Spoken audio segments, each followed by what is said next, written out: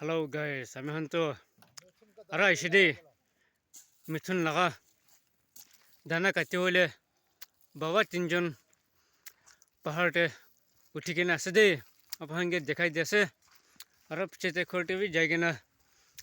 মিথুন দুটা আছে দেখাই দিব তাহাঁতো মিথুনটো দানা কোনটো খাইছে দেখাই দিব अपन বালপা চাই ল'বি itu আছে itu डेट 19 पूरा तेला दाना खेलाई किना आमी हंतो पूरा हैरान हो जासे दे मामूल